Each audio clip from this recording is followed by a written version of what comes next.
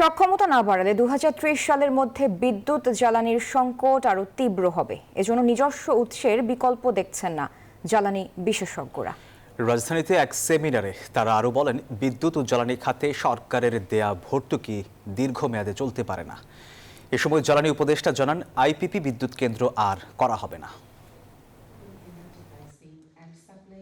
Gas ও লোডশেডিংয়ের কারণে উৎপাদন ব্যাহত হচ্ছে বলে অনেকদিন ধরেই অভিযোগ করে আসছেন শিল্প উদ্যোক্তারা। উৎপাদন সচল রাখতে অগ্রাধিকার ভিত্তিতে কারখানায় গ্যাস বিদ্যুৎ সরবরাহ চান তারা। শনিবার Dhaka chamber of commerce industry আয়োজিত সেমিনারে এসব কথা বলেন উদ্যোক্তারা। ম্যানুফ্যাকচারিং খাতের কথা বলি, বিশেষ করে রপ্তানিমুখী ম্যানুফ্যাকচারিং খাতের কথা বলি, আমাদেরকে কিন্তু জ্বালানির ওপরে যে নির্ভরতাটা আছে, বিশেষ করে জ্বালানির দামের উপরে যে নির্ভরতাটা আছে, সেটা কিন্তু কমার কোনো সম্ভাবনা আছে বলে আমরা মনে করি না। ইন্ডাস্ট্রিতে গ্যাস লাগবেই, সেটা আমাদের এখানকার এক্সপ্লোর করে হোক বা আমদানি করে হোক, এর কোনো আর বিকল্প নেই।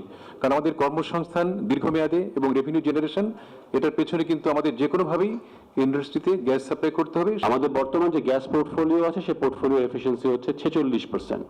আমাদেরকে এটা 50-52% নিতে হবে। জ্বালানি বিশেষজ্ঞরা বলছেন, সক্ষমতা না বাড়ালে 2030 সালের মধ্যে বিদ্যুৎ জ্বালানির সংকট আরো তীব্র হবে। এজন্য নিজস্ব উৎসের বিকল্প দেখছেন না তারা। It's not only the price, আমাদের সাপ্লাইও তো নাই। একটা যদি হতো ঠিক আছে, আমি 100 টাকা দিলে আমি পাবো, যত দিতে পারবে না।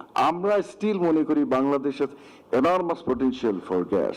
আরেক জ্বালানি বিশেষজ্ঞ অধ্যাপক মতামি মনে করেন, ভর্তুকি দিয়ে এ খাত চলতে পারে না। 2020-21 আমাদের 6 টাকা 60 পয়সা ছিল, 6 টাকা 50 পয়সা ছিল এভারেজ প্রোডাকশন কস্ট। এখন 11 টাকা 51 পয়সা হয়ে গেছে।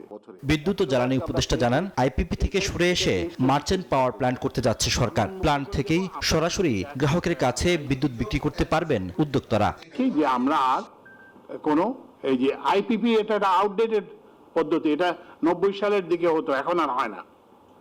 এখন আমরা একটা ভিন্ন পদ্ধতিতে যাচ্ছি, সেটা হচ্ছে যে মার্চেন্ট পাওয়ার প্ল্যান্ট।